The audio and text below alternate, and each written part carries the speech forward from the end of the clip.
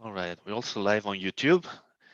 Welcome back, everyone. Thank you for joining the last Quantum Matter seminar of the year. We already have a calendar set up for next year. Still work in progress, but you can take a look at the lineup. We're going to start again in January. Well, today we have the pleasure to welcome Tommaso Roscilde from École Normale Supérieure. Excuse my French. From Lyon. I have a hard time switching from English to French. I'm sure I can pronounce it better. Anyway, on top of that, I have to pronounce your name in proper Italian.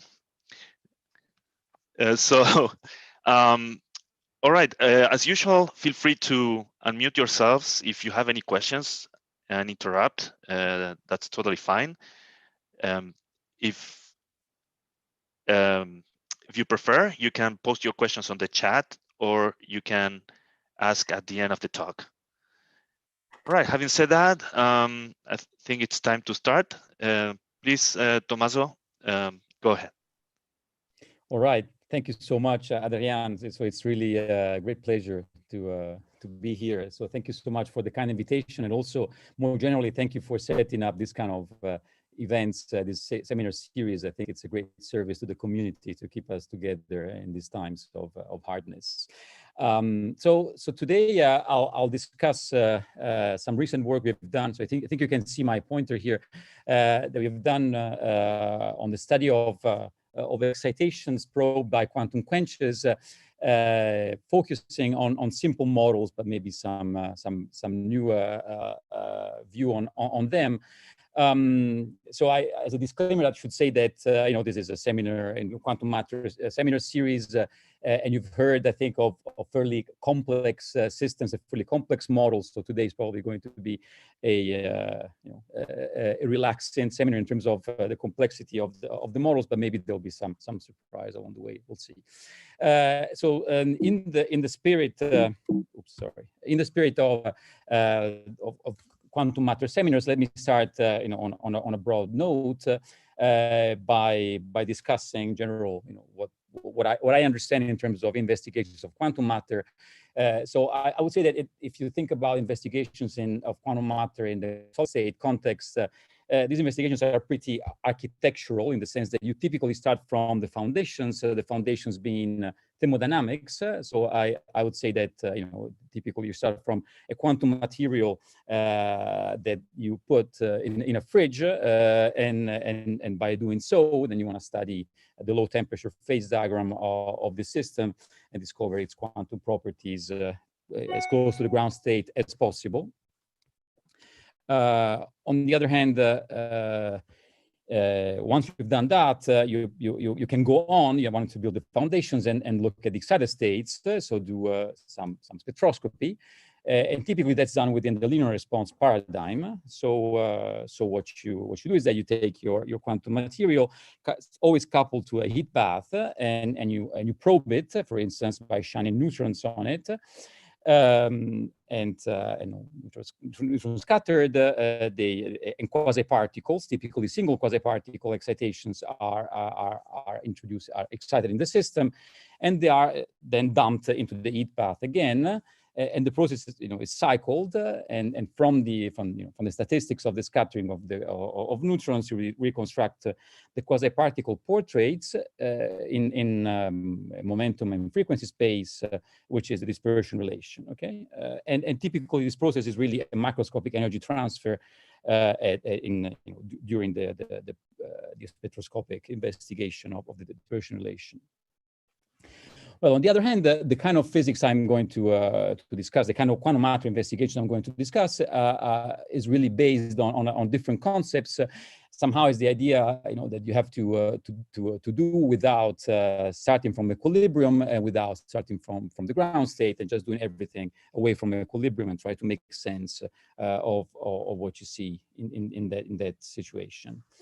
And the context experimentally in which our investigations are framed is that of synthetic quantum matter. So quantum matter that's built from the elementary constituents on, so-called atom-trapped ions, superconducting circuits, or you name your favorite system. And in these systems, by design, there's no environment, or at least you try to decouple them as much as possible from any environment. And what the dissipation enters in typically in the preparation of the state, which is of an initial state, the system, the fiducial state, which is a factorized state typically of the degrees of freedom. And to study ground state physics, well, that's typically a hard task because you have to adiabatically evolve this state that you prepare fiducially towards by maintaining the system at equilibrium. And this is typically a hard task. A much easier one instead is to just let the evolution run starting from the fiducial state that you can prepare. So adopt this point of view of quantum quenches, which is going to be the framework of my presentation. And this is, in general, a scary theoretical problem, when you think about the methods that you have to that you have to use to solve it, just the evolution of the quantum state. But there's some people that are brave hearts, like Adrian himself, who has definitely showed us the way how to tackle quantum many-body systems away from equilibrium using, for instance, very effective numerical methods. And he has definitely empowered the community in terms of the methods that one can use to tackle this problem. The questions that are raised by the quantum quench problem are rather rich and varied. And I'm sure that during the seminar series, during the past seminars, you've heard a lot about the question of how a state relaxes in the long time limit, whether the long time limit of the evolution can be described in some simple emergent description, within some simple emergent description in terms of either a Gibbs ensemble or maybe a generalized Gibbs ensemble, which is more complex. And so the question of thermalization versus absence thereof. But today I'm going to ask a different question instead, which is in general, what is the entangling power, the signaling power of the Hamiltonian? In other words, how do excitations and correlations are carried how do correlations and signals are carried by excitations of the system? And in the context of quenches, really, the probing excitations is a different matter, I'd say, with respect to the solid state studies. So I would say that there is a new paradigm in probing excitations, alternative to the linear response one, which is, I would call it the quench paradigm, that I try to depict here with this metaphor with the pool. So what you're given in a quench problem, as you've seen, is an initial state and a Hamiltonian, okay? And that's kind of the frozen image that you see here. But then, of course, the time flows and you go splash, okay? And what happens in the evolution is that there's a lot of quasi-particles that are generated, not just one at a time and dumped into some heat bath. So you have a macroscopic energy transfer to the system with the very act of the quantum quench. You have a macroscopic number of quasi-particles that appear in the system. And also the measurements that are done are all in real time necessarily. And if you have microscopic access to the degrees of freedom, they're also in real space. Okay, so it's a completely different setting, not in momentum and frequency space, as typically linear response theory measurements are conducted. Moreover, within this context, you are of course led to study the dynamics, and you're going to see hopefully the nature of quasi-particles in terms of the details of the dynamics, in particular for instance, the free versus interacting nature of quasi-particles, or the extended versus localized nature of them, or in the integer versus fractional nature, and so on. So I'll try to explore a few of these flavors of different dynamics dictated by different types of quasi-particles in the following. And so here's the outline of my presentation. I'll introduce the approach that we take, the approaches that we take to study quantum many-body systems away from equilibrium, in particular quantum spin models, in the context of what I would call gentle quenches, so quenches at low energy, let's say. And I'd like to discuss three examples that we have studied in the last few years. One is the study of long-range interacting XXZ models.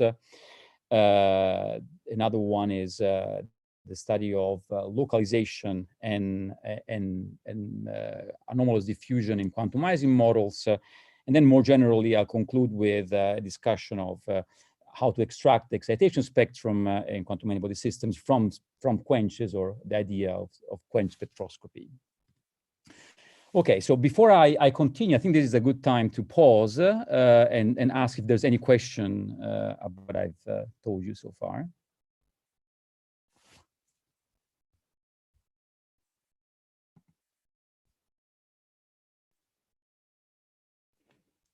Okay, so it doesn't seem to be the case, but please feel free to interrupt me at any point in time. You know, we really welcome any question at any point. Okay, so let me start by discussing what we do in practice to study the quantum many-body systems, in particular quantum spin models away from equilibrium. Sorry, I've lost. Okay, all right. So the particular models that we focus on are spin models that are inspired directly by AMO, so atomic physics quantum simulators, and they are broadly belong to two classes. One is XXZ models, generically with long-range interactions, so models with interactions that have a rotational symmetry around an axis. And we can find them in different flavors in atomic quantum simulators. You can find nearest neighbor, the realization of the nearest neighbor XXZ model for any anisotropy that's in the case, for instance, of multi-insulators, of ultra-cold bosons in optical lattices, where delta can be tuned with a Feshbach resonance. Then there is a realization of a dipolar XX model, so with delta equal to 0, only X and Y couplings in the context of Rydberg atoms with so-called resonant interactions. Or in the context of trapped ions, you also have the realization of the XX model, but with interactions that are power law, with a power between 0, that means infinite range interactions, up to dipolar alpha equals to 3. And the other class of models that we focus on are transverse field-Ising models inspired by what happens in Rydberg atoms, where quantumizing models are realized with interactions that decay like 1 over the distance to the power of 6. So van der Waals interactions, or in trapped ions, you have more slowly decaying interactions, again, with alpha between 0 and 3. Okay, so these are the general models that we focus on, and I'll try to convince you that there is a lot of interest in physics away from equilibrium that can be investigated with these systems. Of course, the challenge is to be able to evolve the quantum many-body state, and in a way to do it, which is extremely effective, although limited, as you will see, is to take a strong assumption on to choose the model thoughtfully, and try to make a strong assumption on the evolution. First of all, we're going to choose the parameters of the so dimensionality, in particular the lattice geometry for the models that I discussed before, in such a way that the ground state of the Hamiltonian is faithfully approximated by the mean field state, in the sense that the physics is captured faithfully, not necessarily quantitatively, but at least the main traits of the physics are captured at the mean field level with a state in which each spin is assigned a particular configuration. And these are spin 1/2 spins, for the rest of the talk.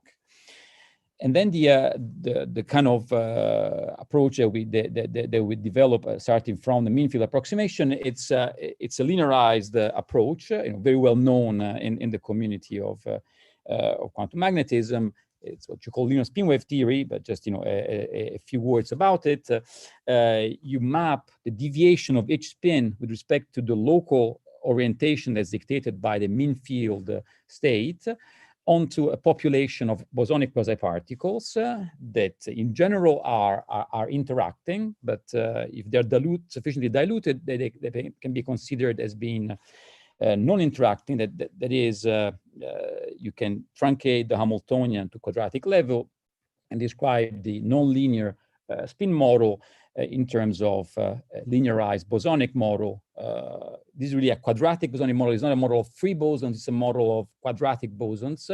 There is hopping, but also there is creation of pairs and destruction of pairs. But then you diagonalize this Hamiltonian of bosons with a Bolivar transformation, and you end up with a dispersion relation for elementary excitations, which describes essentially everything there is to know in the system. And this linearization holds within the assumption that the density of quasi-particles is much smaller than its maximum value that's given, which is 1 in the for spin 1/2. Okay, and this assumption has to hold also, if you look at out of equilibrium dynamics, it has to hold dynamically at all times. Then what the kind of quench we study is a quench that initializes the state in the mean field state itself, which is the vacuum of these bosonic quasi-particles, because all the spins are perfectly aligned with respect to the local direction dictated by the mean field state. Okay, this choice is technically very, very convenient. It simplifies calculations a lot, but it makes a lot of sense experimentally, because this is one of the fiducial states, the mean field state. It's one of the fiducial states which can be in principle realized in the experiments. And also it has somehow the advantage of resetting everything, in terms of correlations and entanglement. There is none in the initial state. So everything in terms of correlations and entanglement that appear in the evolution comes from the Hamiltonian dynamics itself.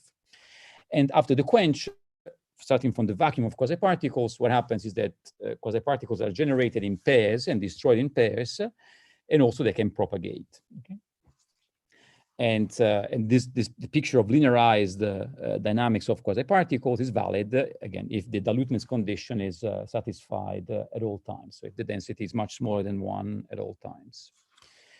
All right, so within the picture of quasi-particles that spin wave theory offers, the development of correlations in the system after the quench follows a well-known paradigm. It's called the light cone paradigm, in which each point in space, so each spin in the lattice, gets correlated with the region in space that grows in general linearly with time, with an aperture, so within a causal, so-called causal cone. The aperture of the cone is given simply by twice the maximum group velocity of the excitations once you're given the dispersion relation that I mentioned before. Okay, and the quasi-particles they are created in pairs actually, and so in entangled pairs, and by spreading they entangle the degrees of freedom, and so correlations go along with entanglement. And in general, you could expect that the entanglement entropy of a subsystem, that is, the loss of information on the local quantum state of a subsystem A when it interacts with its complement B, grows linearly in time, and it typically starts saturating around a time that grows linearly with the linear system size of the subsystem A. So you have ballistic propagation of entanglement. All right, so all this again, this picture holds as far as at least the picture that's offered by spin wave theory it holds as far as the gas of bosonic quasi-particles is dilute. Typically, it's something which is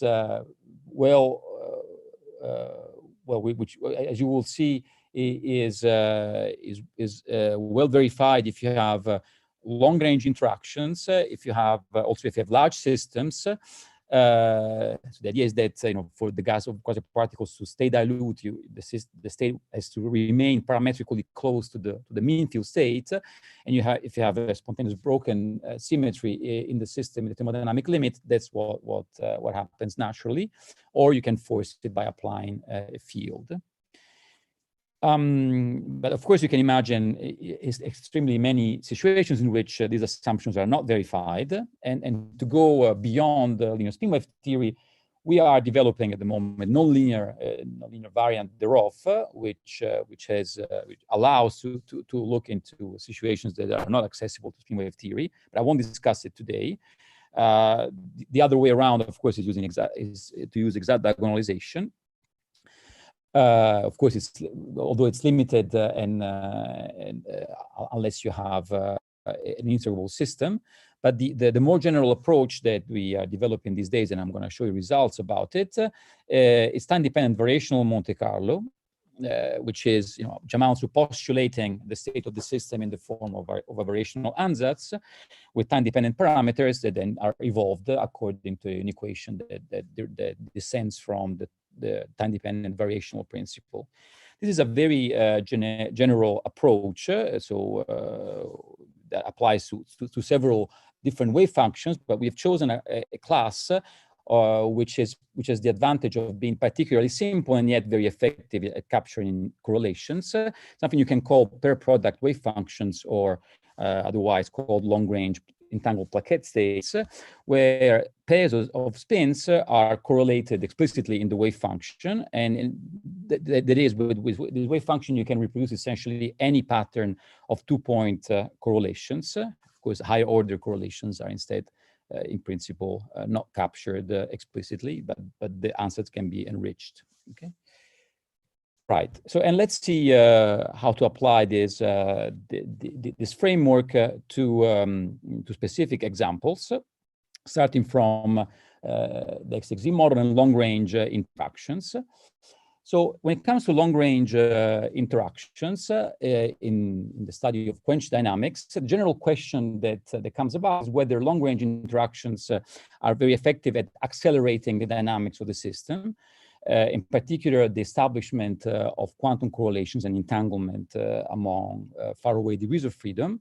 And the idea is very simple. If you start from a state in which, for instance, subsystem A and B are factorized, you expect that since with long-range interaction, any degree of freedom in A is interacting with many degrees of freedom in B, you expect the information on the state of A to leak into B faster, and so the entanglement entropy of A to grow faster in time with respect to the case of short-range interactions. That could be a first expectation.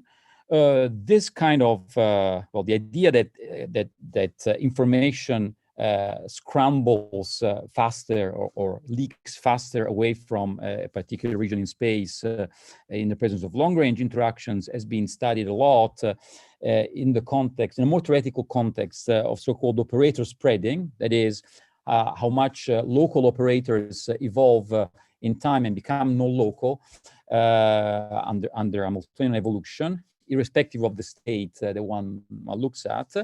And in particular, the spreading of operators admits very nice mathematical treatment in terms of so-called deep Robinson bounds, and this has occupied quite significantly the community working on long-range interacting systems. But today I'm going to focus instead on something which is say, in principle, much more tangible experimentally, which is really the spreading of correlations of equal time correlations and entanglement. And specifically, I'll focus on one example of a model, which is the XText model with power law interactions. Again, it can be realized in different atomic physics settings, Rydberg atoms or trapped ions being the most prominent ones. And the initial state will be, as advertised, the mean field, the ground state for this Hamiltonian if you have a ferromagnetic interaction. So in principle, this is an extremely simple model when it comes to the ground state and the thermodynamics. but the excitations and the dynamics is very rich instead. And you can realize it when you do a spin wave treatment of this system, because you quickly realize that the dispersion relation of spin waves depends importantly on the exponent alpha of decay of the interactions through the dynamical exponent z, which gives the power law dependence at a small wave vector of the frequency. So if alpha is larger than the number of dimensions of the system plus 2, then you are in a short range regime in which the z is equal to 1. So you have the usual linear dispersion relation of spin waves around the center of the Brillouin zone. On the other hand, when alpha is between d and d plus 2, you enter a much more interesting regime, at least when it comes to long-range interactions, where the dynamical exponent goes between 1 continuously and 0 as alpha approaches the number of dimensions. And this means that with the z smaller than 1, you have no longer a linear dispersion relation around the origin, but a concave one. So you have an infinite group velocity, an infinite derivative around the origin. Okay, so this is really the evidence that that long-range interactions can, in principle, accelerate the dynamics, leading to the divergence of the group velocity of signals that can travel in the system. All right, and I won't discuss today what happens, for alpha equals to d or smaller. It's where the z remains 0, and it's difficult to even define dispersion relation for the quasi-particles. All right, so the exponent z manifests immediately in the dynamics of correlations, in the light cone of correlations appearing around every point in space. If you have short-range interactions, like with alpha equal 100 is as good as infinity, you have a linear light cone and nothing special. But if you have, for instance, alpha equals to 3 in 2 dimensions, so it's dipolar interaction 2D, it's precisely in between this medium range interaction regime that I introduced before. There you see actually that there are features in the spreading of correlations that curve, and they manifest the nonlinear relationship between space and time that's dictated by the fact that the system is no longer Lorentz invariant. It has a nonlinear dispersion relation around the origin. In particular, in this case, distances are covered with square root of time, or the time it takes to cover them goes like this. With the square of the time, excuse me, the time it takes to cover a distance goes with the square root of the distance itself. Okay, so does that mean that you have super ballistic spreading of correlations? Well, the answer to this question is actually not so simple, and the true dynamics of correlation fronts in the system has been investigated in details in this work, and it's complicated by the fact that long-range interactions, in fact, they establish correlations in principle at all distances instantly, if you take them literally, and so it's difficult even to define where the correlation front sits. But the kind of question we asked instead, it's more about the relaxation of local properties in time, in particular fluctuation properties and entanglement properties. So what we looked at was the magnetization of a subsystem A, and in particular the fluctuations of the uniform magnetization, which is just the integral in the end of the correlation function in subsystem A. And I'm always looking at the magnetization transverse to the XY plane, okay, where the interactions live. And if you look at this quantity here for different system sizes, you realize that it oscillates at the beginning, and then it saturates to a particular value, which is within a time which appears to grow not linearly with the linear system size, but rather sublinearly, in particular in this case as the square root of the linear dimensions of the subsystem. telling you that, that there is a characteristic time scale that manifests the super ballistic propagation of signals. So really, if you have to make sense of this picture, you would say that there are signals that are propagating super ballistically with the exponent z relating space and time. Okay. Well, but this is only one aspect of the fluctuation. So you're only looking at the fluctuations of the q equal to 0 component, if you wish, of the magnetization in the subsystem A. If you look at finite momentum, so you look at other Fourier components of the magnetization profile of subsystem A and their fluctuations, that's the same as taking the Fourier transform of the correlation function within subsystem A at different wave vectors. We discovered that something different happens instead. That is, the fluctuations of the k-dependent magnetization relax at different time scales, which depend very strongly on the wave vector itself.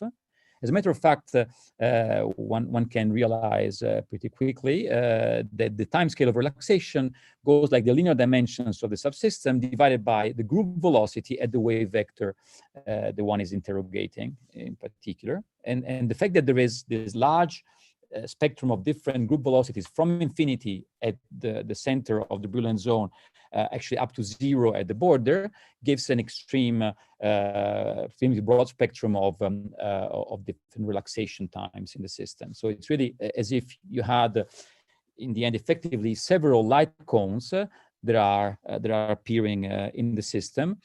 With signals that reach, from the boundaries of A, reach the center and lead to a relaxation of quantities at widely different times. Okay. All right, but so about entanglement entropy then. What does entanglement entropy follow? Does it follow the fastest dynamics of the fast modes or the slower dynamics? Well, entanglement entropy is in the end quantification of information flow from subsystem A to subsystem B, and the information may well be carried by some modes which are as fast as as Usain Bolt, but these modes they only carry a macroscopic amount of information, so a few bits of information. Then you have all the other modes that are in fact much slower, like snail modes that carry the rest of information that's leaking from A to B. And so in the end, for entanglement entropy to relax, you need a macroscopic information flow from A to B, which needs to wait for the slowest mode to propagate. And as a result, you see that entanglement entropy is actually growing in such a way that, it saturates, it relaxes over at a time scale that doesn't grow sublinearly with the linear dimension of a subsystem, but rather linearly. So this is the entanglement entropy for different system sizes, and the typical relaxation time really is observed to go linearly with L. The reason being, again, that the entanglement entropy takes contributions from all modes, and in particular also from the slow ones. All right, so that concludes the first part of what first example that I wanted to discuss. Again, I welcome any question of what I've discussed so far at this point, if there's any. Can go back.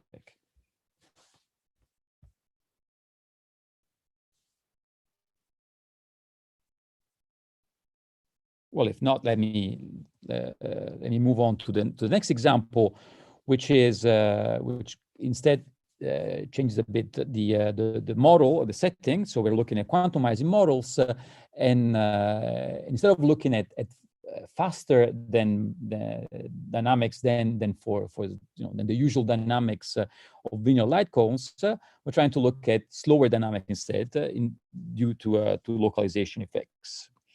So, in general, in classical closed systems, if motion is energetically possible, at the slowest, it goes diffusive. So if a particle scatters multiple times against obstacles, but still can percolate through a particular medium, it will typically diffuse. Well, in quantum mechanical, even when the motion is energetically possible, it can be it can go arbitrarily slow.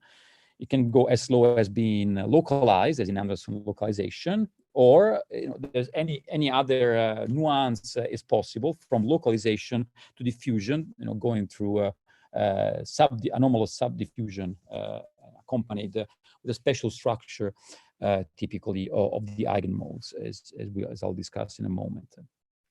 So in principle, we've worked on different forms of localization due to quantum interference. In particular, also an example with the Aharonov-Bohm effect, and related to the presence of flat band excitations in the system.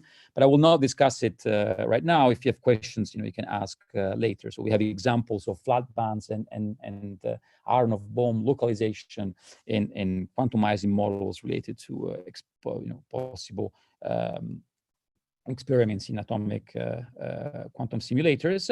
But for today, I'll stick with rather with disorder effects and Anderson localization, inspired by the potential of Rydberg atom simulators in realizing the quantumizing model, as I already mentioned before. So in particular, there's been a beautiful train of works that have shown the ability of Rydberg atom experiments to realize the van der Waals interacting quantumizing models with a transverse field that's related to the Rabi coupling between the ground state and the Rydberg state of the atoms that encode sp1/2. And also there's a detuning term that enters into the Hamiltonian in general. And a particularly intriguing aspect of these experiments is that the atoms can be positioned essentially at will in space. They are individually trapped in a geometry that's completely negotiable. So it can be regular as well as disordered. That's the part that I'm going to exploit in a moment. Something I want to say about this Hamiltonian is that in general, the Hamiltonian itself is antiferromagnetic. So you have so that's the nature of the van der Waals interactions among Rydberg atoms. But if you look at dynamics, the sign of the Hamiltonian really doesn't matter all that much, because if the initial state and the Hamiltonian are both real valued, vector and matrix respectively, on the same computational basis, then you can show that the expectation value of any observable as well as the entanglement entropy are symmetric upon inversion of the sign of time. So you can evolve forward or backward, you get the same results, which is the same as saying that you can evolve with h or minus h and you get the same results. That means you can think of your Hamiltonian as being ferromagnetic instead of antiferromagnetic, and you get the same physics. So for the following, I'll discuss ferromagnetic Ising models, and this discussion is indeed relevant for Rydberg models, Rydberg atom simulators, sorry, as far as one limits oneself to dynamics. Okay, so again, thinking of the freedom with which Rydberg atoms can be positioned in these experiments, one can think of the following situation in which Rydberg atoms are positioned in a regular array, but then this array can be disordered at will by introducing random displacements of the positions of the atoms, for instance, within a square box of width 2 delta. Okay, and this situation here is kind of continuously going from individually trapped atoms in regular array to a situation in which atoms are instead just moving in free space, but are frozen in time. And positional disorder of the atoms due to the van der Waals interactions between them translates into interaction disorder in the quantumizing model. The one has to that dictates the spin-spin interactions in the system.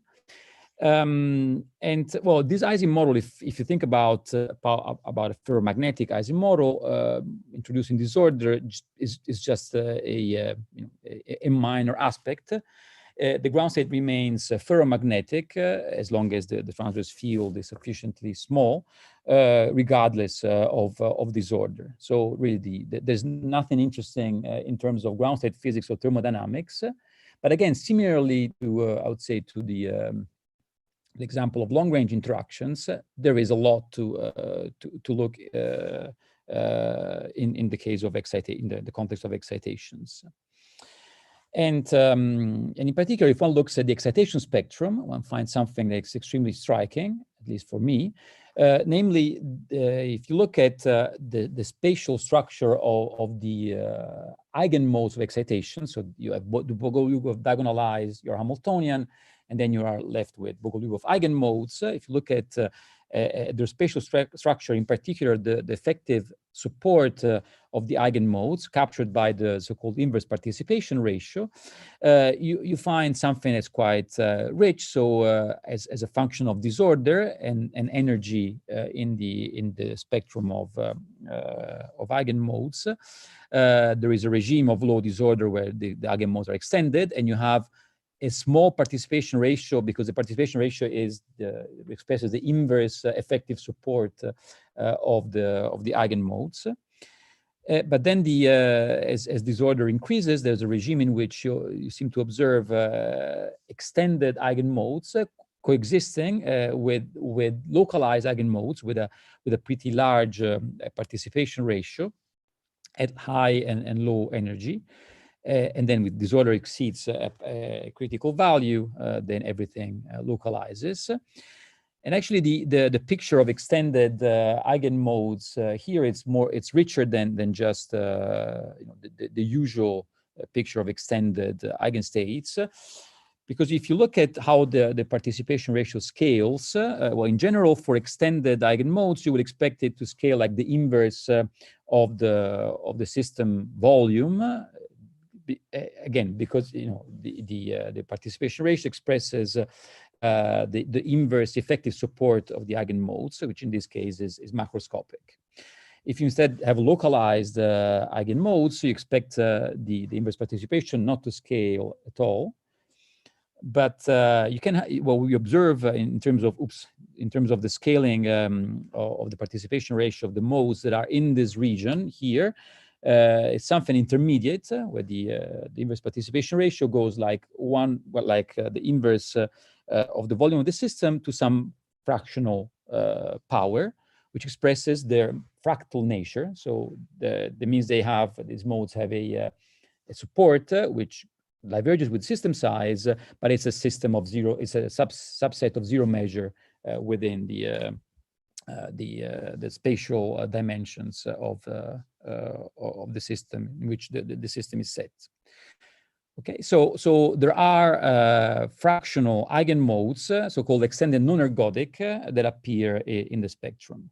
So this is all about spatial structures of eigenmodes. So how does this translate into something which is tangible in an experiment? Well, it turns out that in correspondence with the existence of this mixed nature of the spectrum, there is a very rich dynamics that is characterized by the appearance of anomalous diffusion. So what do I mean by this? Well, a way to capture. So if you park yourself in this regime that manifests the presence of fractal eigenmodes, and you look at dynamics of entanglement entropy. In general, you would expect that the entanglement entropy grows for a bipartition of the system, really a typical cut between A and B. You expect the entanglement entropy to obey an area law at every point in time, because the A and B share an interface which is the area of the boundary, but then to grow in time with the characteristic power law behavior that reveals a dynamical exponent. And if you have diffusion, this exponent would be 2, and then you would have a square root growth of entanglement entropy in the system. What we observe here instead is an exponent which is not 2, it's more like 3. And this is something that's rather consistently observed if you grow the system size, the global system size. And this exponent is also revealed by something that's more accessible experimentally, namely by the correlation spreading. So if you look at correlations and the correlation front, you see it advance in a sub-ballistic way, again with an exponent of around 3. And this exponent is not something which is, which is generic of this entire regime of disorder. You actually can vary the dynamical exponent in a continuous fashion by changing the disorder. So you can go from a ballistic regime without disorder continuously to localized regime in which Z diverges. Exactly. So having any nuance in between, and I find this rather remarkable. So in this model inspired by experiments, apparently you can explore all kinds of dynamics from ballistic to localized. And the dynamics in the localized regime, indeed, it's instead arrested, and entanglement entropy stops growing after a given time. Okay, so this concludes my third part, and then I would move into the final part of my presentation. Again, if there's any question at this point.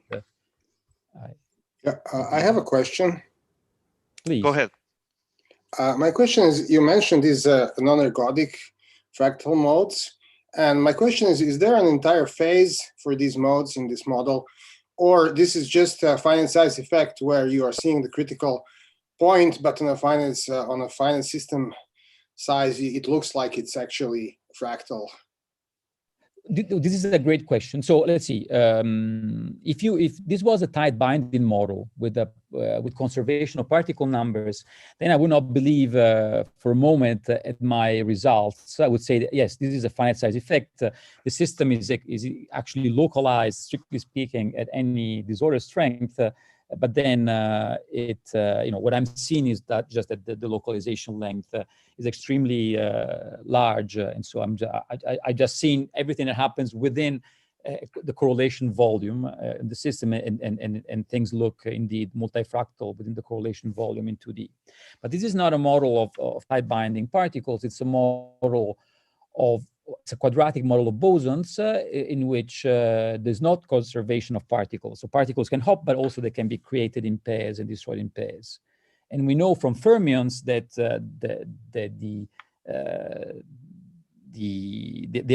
the absence of localization transitions, even in 1D, is not present if you have pairing and this pairing terms in the Hamiltonian. So in that respect, I would be agnostic here and say, I just have at this point I have just to trust my numerics and say, so as far as I can tell, these modes are consistently critical, and they remain critical over an extended range of disorder strengths.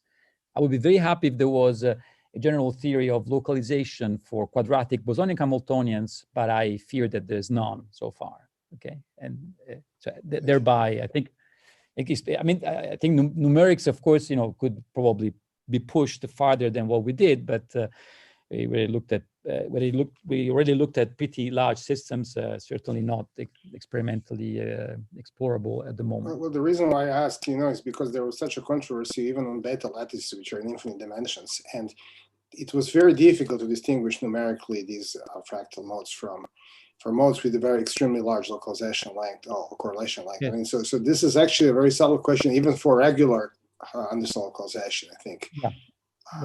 So anyway, thank you. And it's probably a question that would keep haunting us for a while. But the only thing that I can say is that, okay, so there is an interesting anomalous diffusion dynamics, which may not persist. If you take the picture that there is at the end of the day, there is a finite localization length which you cannot access. Okay, fair enough. There is anomalous diffusion that persists up to a very long time, and you have an example thereof. It's not anomalous diffusion that persists forever, but I think it has its own interest. Thank you. Thank you. Any other questions about this section of the talk?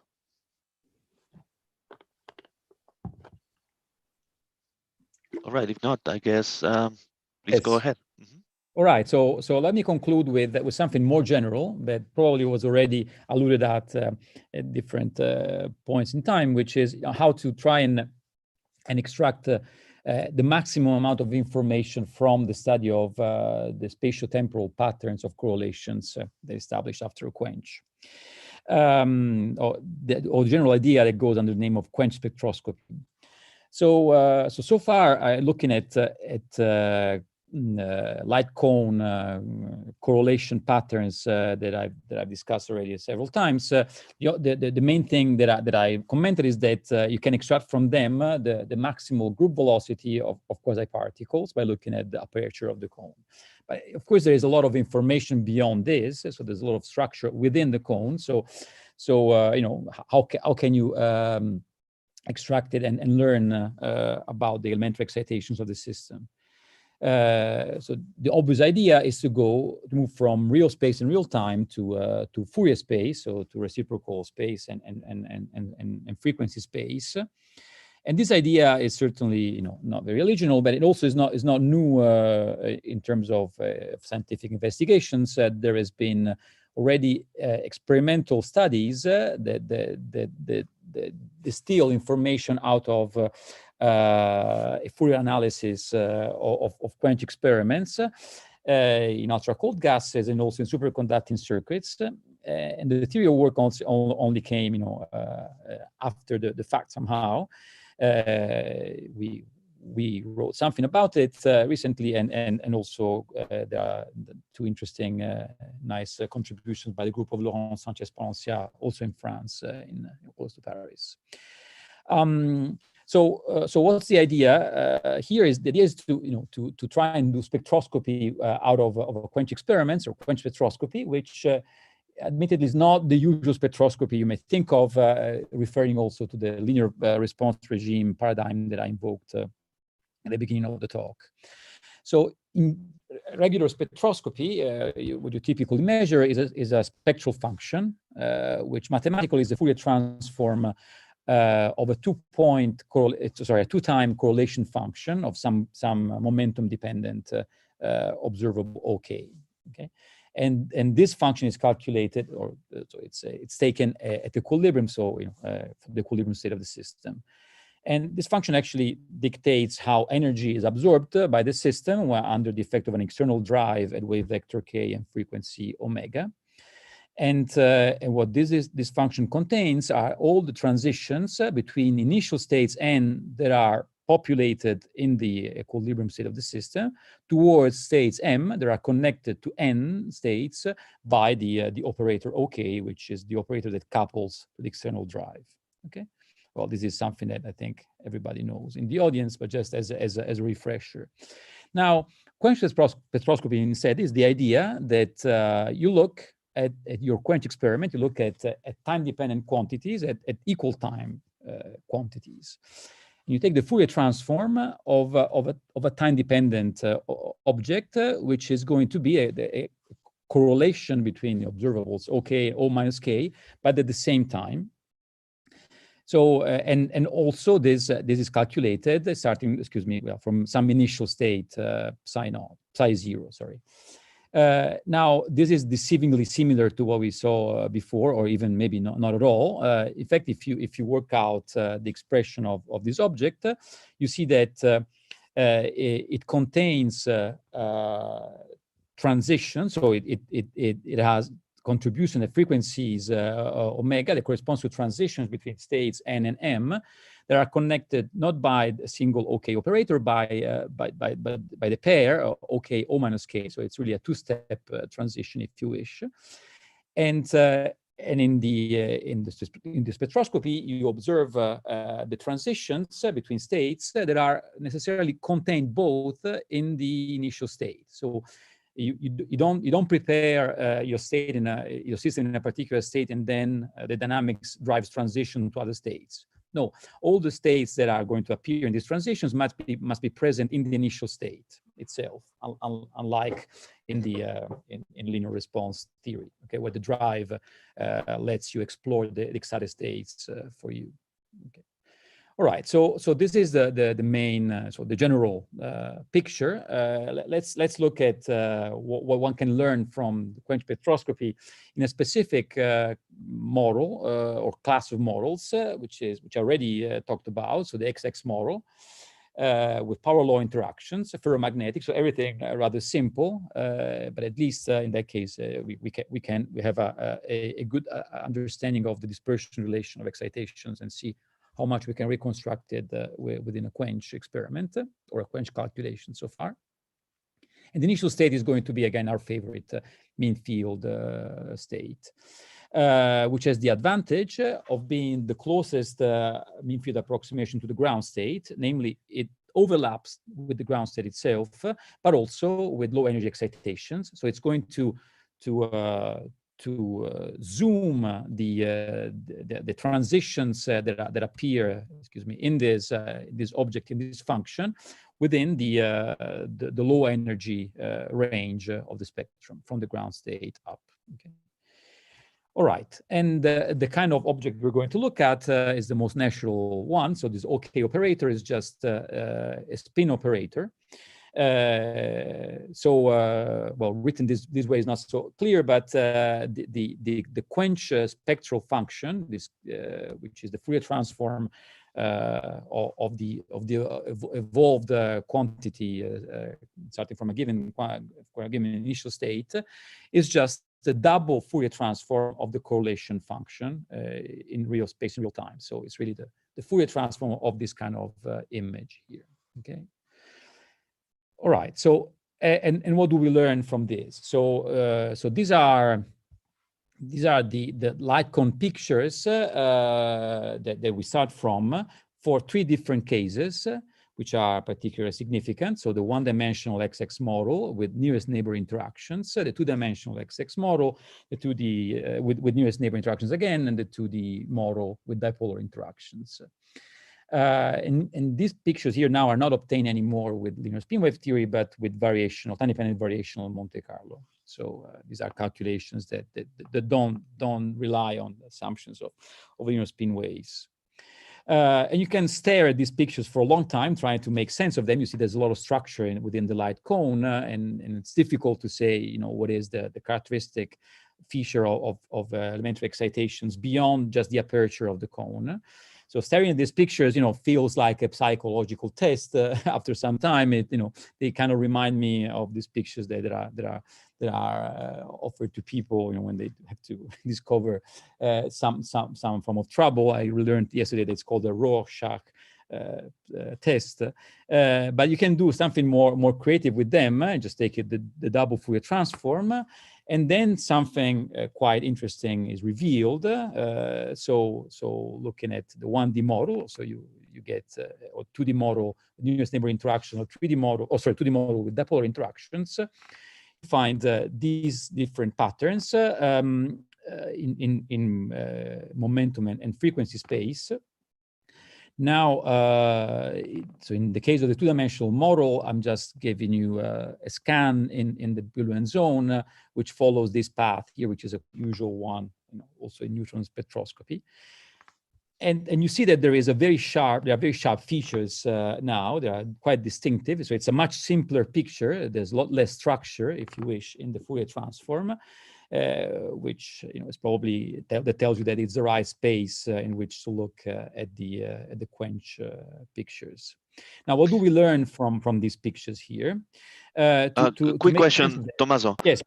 So can you repeat again what kind of quench? What's your initial state you're doing? It's always in this case it's always this mean field state. It's a right. permanent state in the XY plane. So very simple. All right, but you said previously that you cannot be in the ground state. You have to be in a combination of excited states if you want to see them. Yes, and well, this is again, it's a mean field approximation to the ground state. Right. But okay. Luckily, it's not the ground state. Yeah, correct. I mean, it would be if you had like an SU2 invariant ferromagnetic model. But in these light cone pictures, however, it looks like you're applying a local quench, like You're applying an operator in the center. No. This is really, I'm just looking at a reference point which is arbitrary at the correlations between this point and the rest, but it's not. Okay. These are correlations. Okay, yeah, got it. So this has been the case for all the examples that I've touched upon. So there was never, it's always been translational invariant systems, apart from the system in which there was disorder. But okay. Right. This is a 2-point correlation. That's why I missed. Okay, good. Anyway, so but actually you can do this quench spectroscopy study also in the case of local perturbations, and that's also something that's quite actually it's even cleaner than what we do, but I think that experimentally would be much harder to put oneself in that situation. So we'd rather stick with a situation that's closest to the experiments. All right, so to make sense of the pictures that I showed you before, one should do a little theory beyond the numerics, and in the case of the two-dimensional XX models, one can again rely upon linear spin wave theory, and so map the spin operators onto bosonic quasi-particles. And if you do this, sorry, here I wrote O, but it should be Q, the quench spectral function contains transitions that are driven by the creation of pairs of quasi-particles at opposite wave vectors. But these pairs of quasi-particles, they have the same energy. I mean, even though the wave vector is opposite because the dispersion relation is symmetric.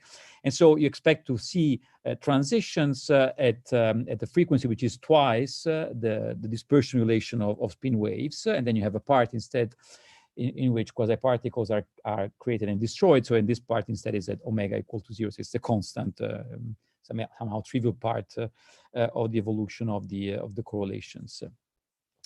And indeed, so from this picture, you expect to see a ridge at twice omega k, and indeed that's where the signal concentrates in the picture for the two-dimensional XX model with nearest neighbors, and what you see here, so the open symbols represented the linear spin wave dispersion relation. So you're really seeing the full structure of the linear spin wave dispersion relation, not only the group velocity, the maximum group velocity, which would be looking at the linear part of dispersion relation as small wave vector, but the whole thing.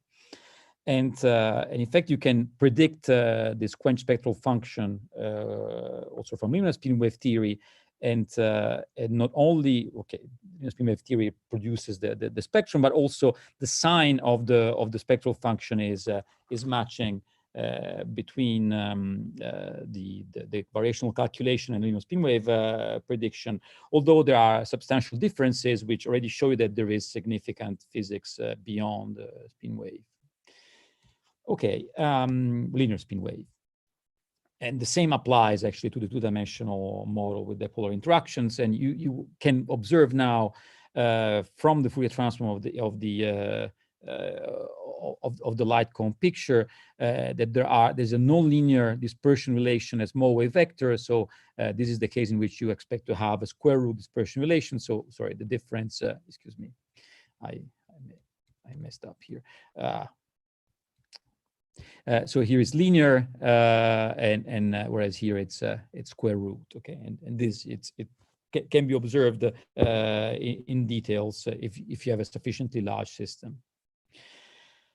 But then to conclude, the one-dimensional case instead in this example, this threefold example is outlier one, because in this case you don't have a long-range ordered ground state anymore that you can describe in terms of with excitations that are described with spin wave theory, but you have in fact the simple example of a spin liquid with fractionalized excitations. So you have a critical ground state with excitations that are correctly described in terms of Jordan-Wigner fermions.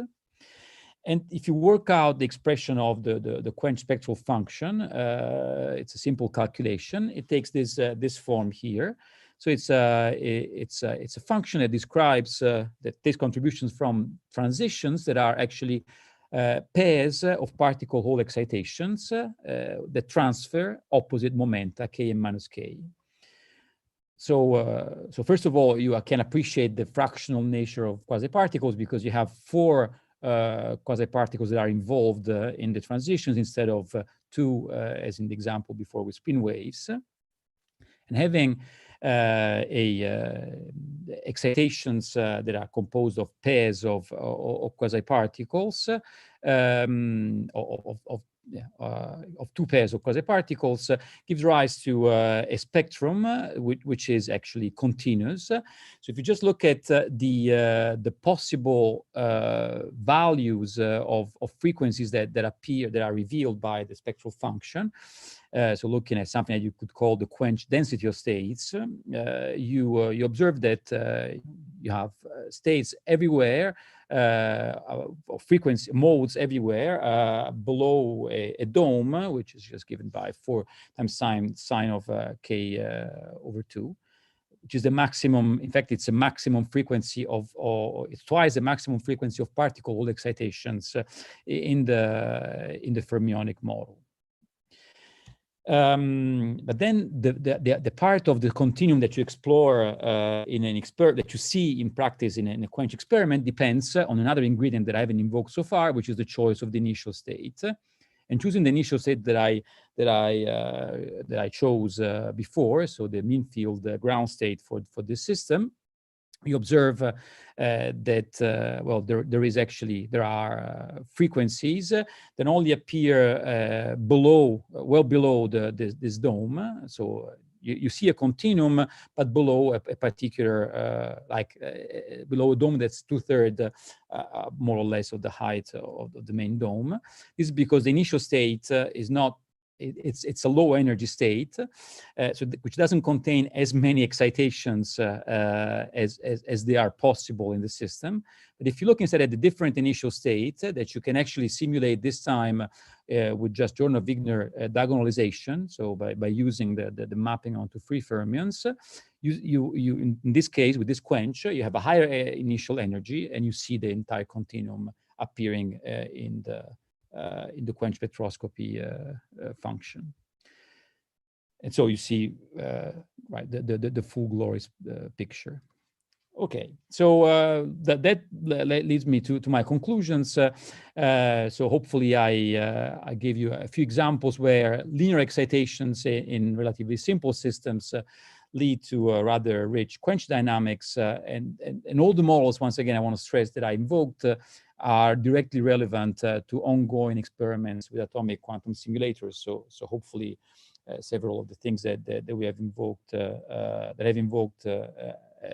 have a resonance with possible experiments, and particularly targeted to experiments is this idea of quench spectroscopy, by which you can extract excitation spectrum from the by looking at non-equilibrium dynamics, so without preparing the system in the ground state and probing it within linear response theory. And hopefully the examples that I discussed open different avenues to study effects of localization, anomalous diffusion, and fractionalization in ongoing experiments with quantum simulators in atomic physics. Let me conclude even more by thanking very warmly my collaborators throughout these studies. So in particular, Irene Frérot and Pierre Naldesi for the long range part, Raphael Menu for the part on disorder, and Tommaso Comparini and Fabio Mezzacapo for the studies of quench spectroscopy. And let me also advertise a postdoctoral position that we are opening right now on the theory of quantum correlations in AMO simulators. So if you're interested, just write me an email, or if you know of junior colleagues that are interested, just pass the information on. And thank you very much for your attention. Thank you, Tommaso, for a very nice talk. We have now time for questions, so feel free to unmute yourself and ask directly to the speaker, or you can post it on the chat. May I ask something? Sure, absolutely. Yep. Hi, Tommaso. Very nice talk. You said variational Monte Carlo. Yes. Is that time-dependent variational Monte Carlo, like Yes. Carleo and? Yes. Yes. It's yeah. It's time-dependent variational principle based. Yes. Okay. And so you do a variational minimization at every step for. You actually. Monte Carlo? Yeah. No, the way it works. Well, I just go back to the relevant slide. The way it works is that you postulate its form. Yeah, no problem. So you postulate its the ansatz, and then you evolve the coefficients with a nonlinear differential equation, which descends from the time-dependent variational principle. Okay. So and write that down analytically, the nonlinear differential equations, like in well, you can write it, but it doesn't come in a closed form. So you use you use Monte Carlo to actually calculate if you wish, the function. So you have the coefficients. The derivative of the coefficient depends on the coefficients themselves through a function that you have to sample with Monte Carlo. So that's the idea. Because it depends on the instantaneous wave function. So you don't minimize anything. That's the beauty, because the minimization, you already done it ahead it is using the time-dependent variational principle that leads to the equation. So this is some Jastrow-like wave function, right? This is yes, you would call this Jastrow. Absolutely, it's pair product Jastrow. It's really I would say it's the simplest wave function that contains entanglement. Beyond mean field. You just have 2-point correlations. Already evolving this, it's tricky. So it is a heavy numerical endeavor, and I really should give credit fully to Tommaso Comparin, who's our local hero for variational time-dependent variational Monte Carlo. But the idea is that the correlation physics is correctly captured, and indeed it is. When we test it against exact diagonalization. Thanks a lot.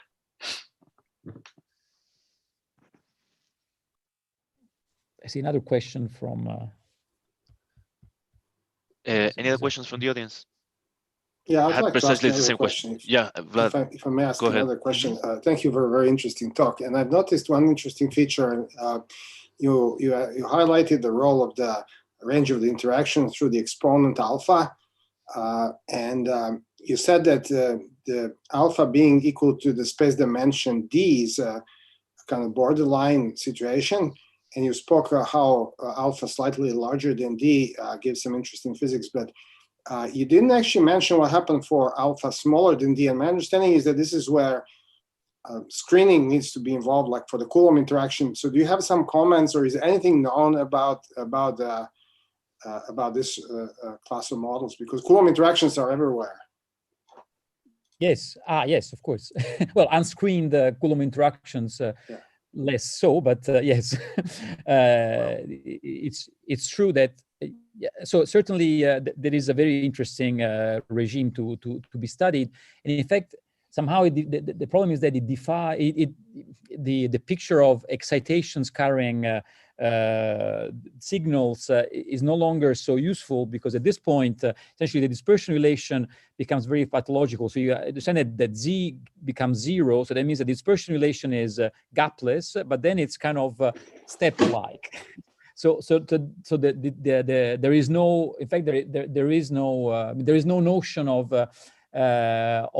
distance anymore somehow. So it's similar. You have a similar properties throughout the alpha smaller than D regime until alpha gets equal to 0. Okay, so on the other hand, the idea that, for instance, entanglement grows faster with long-range interactions is not only denied, it's even contradicted fully by what happens in this regime, because there, instead of having power law growth of entanglement, you actually observe logarithmic growth of entanglement. This is due to the fact that, well, you understand this very well when alpha is equal to 0, because when you have an infinitely connected model, the system, the Hamiltonian becomes integrable.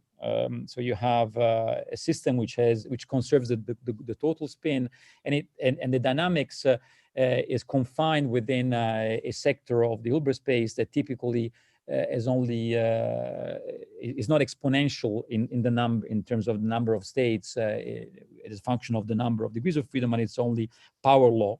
And so entanglement can only grow up to a value which is logarithmically growing with system size, and also in time it happens to grow logarithmic. So this is, well, you can find. I think, I'm not sure, I'm not convinced that the like Coulomb-like interactions are similar to infinite range interactions, because as you said, there is a screening. You need to put a neutralizing background, and the screening can happen. But in some cases, like in strongly disordered systems, which are of relevance here, screening may be suppressed. That suppression of screening could also be a very strongly time-dependent phenomenon. And this is why I think the question is highly non-trivial, especially if you're not in equilibrium. So yeah, okay. So let me be very, very honest with you. So all I discussed so far concerns spin models. So when it comes to itinerant particles plus with disorder, I mean, I would remain completely agnostic about what happens. So it's an interesting problem that you're raising. Of course, it's even a more challenging one. You know, I guess you may be thinking of fermionic models. So you know, it's but it's something. I think it's something that can be investigated with similar methods. With time-dependent mean field approaches, like with Gaussian Ansätze, for instance, for the fermionic state. So it would be, I think you're raising a very interesting aspect, and I wouldn't be so cocky about what happens in that case, certainly. But if you ask instead, Coulomb interactions, but quote unquote for spin models, which doesn't descend from Coulomb, but just 1/r, then what I said should hold instead. So. And then if you think of the emergent quasi-particle picture, it would be more concerning bosons in that case. But again, you have a system where you have hopping of bosons and also creation of pairs and destruction of pairs. So it's a difficult setting to draw conclusions based on known aspects for systems that conserve the particle numbers. The reason why I ask is because in the early days of many-body localization, I attended talks by Schuller and Leiner, and they made a statement that actually many-body localization as such will not survive long-range interactions. This obviously has very important consequences for what you're talking about. So I wanted to know what is the status of this, because this seems to be changing with time. The wisdom of the important question. Yeah.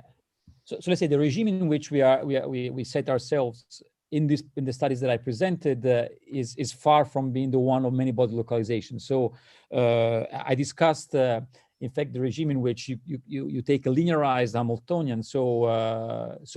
So if you see localization, I wouldn't call it many-body. Okay, so I would I wouldn't dare, because it's you have a linear dynamic anyway. So you have to ask yourself whether the linearized dynamics still obeys the picture of Banner's localization, and I already discussed this before. So you have pairing of bosons in the quasi-particle model, and this kind of creates exceptions. Okay, but then if I see localization, I would still be careful about it. We can introduce no linearities. We can introduce quasi-particle interactions, and there, in principle, we could explore within the approximations that allow you to look at systems in high dimensions, for instance, the persistence of localization that we see in the linearized situation.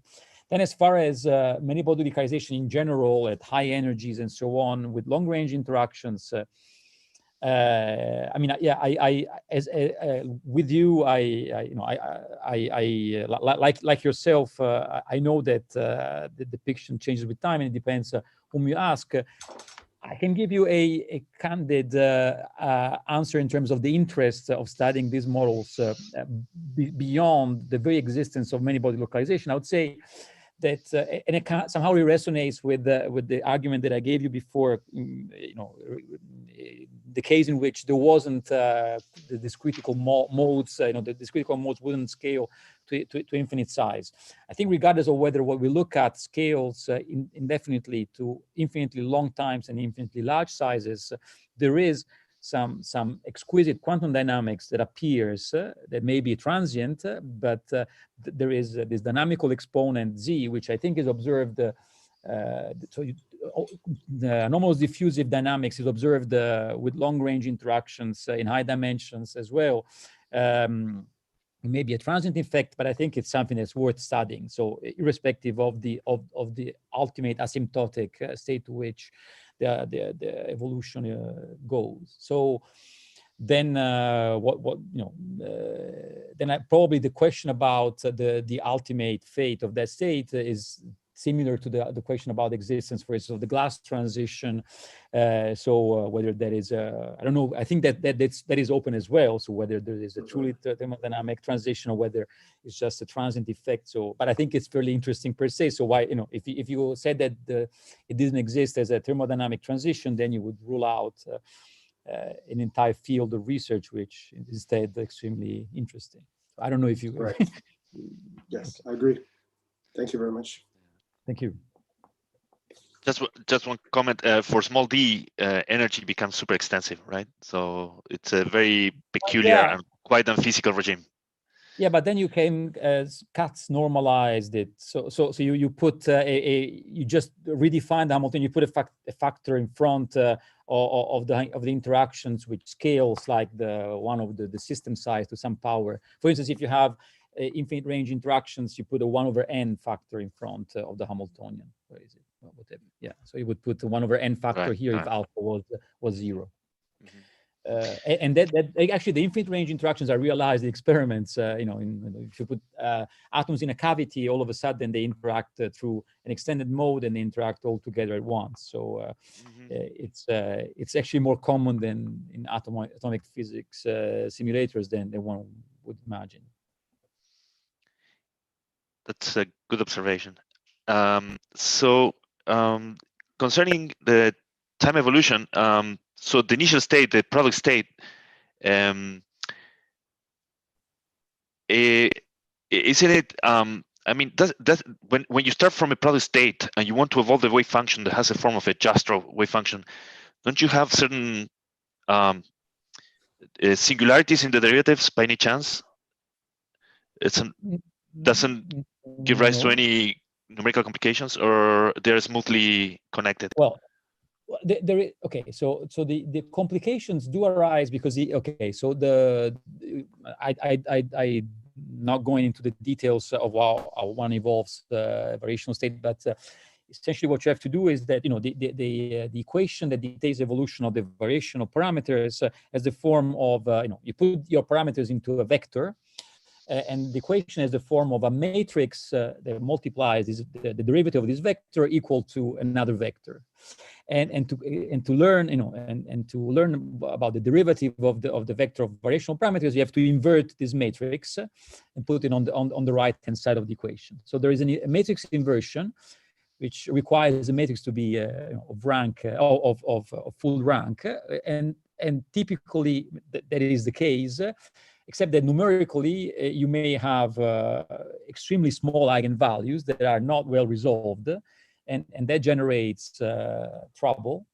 But then you use a pseudo-inverse approaches where you essentially discard the part of, you only take the inverse of a reduced vector space. Mm-hmm. And that is an effective remedy. So this is the in terms of numerics is the most subtle point that emerges. So otherwise, but this is not something. Well, of course it is ansatz dependent, but it's the pseudo inverse is to be used for essentially any ansatz, I would say. I mean, I'm not a practitioner of the approach beyond the ansatz where we've used, but I think. Any ansatz has been evolved as to use the pseudo inverse, but apart from that, I would say there is not much more complications. Thank you. Any other questions? Is this procedure more or less equivalent to what we had from Giuseppe Carleo and Federico Becca from 6-7 years ago? I think they had a. It is absolutely the same. Yeah. So it is now it's spreading. I mean, it's the same. By the way, it's also used to evolve multi-product states. So it's been somehow discovered more or less simultaneously by the variational Monte Carlo community and also by the MPS community. You have works by Verstraete, Sirac around the same year. I mean, the time-dependent variational principle is there. I mean, those who do Gutzwiller mean field for Bose-Hubbard, you are doing time-dependent. Is that there's nothing you need to do by Monte Carlo. You just evolve the nonlinear equations in that case. So I guess more generically, you end up with stuff that you, I don't know, correlators or something that you can't do analytically, and that's what you do by Monte Carlo. Is that correct? Or? Exactly. Yes, spot on. Yes. Good. Any other questions? All right.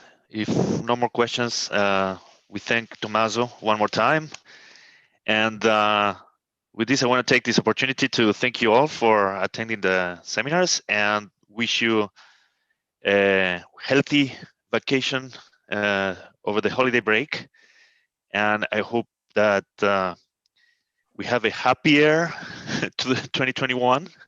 I have no doubt it'll be happier, but it's still going to be difficult, I'm sure, at least in the first few months. So I hope that the Quantum Matter seminars help you alleviate that social craving that we have to meet with our friends and colleagues. And this message, of course, I share it with my co-organizer, Krysia Savatsky, who's my former postdoc and is now in Brazil and is here in the audience. Hi, Krysia, and the rest of my group. So happy holidays and see you again in 2021. Adrian, thanks a lot for organizing this thing, and also to Krysia and those of your group. This was really made a big difference. So for me, it's at 8 o'clock in the evening, and I really look forward to every Wednesday coming home and listening to this.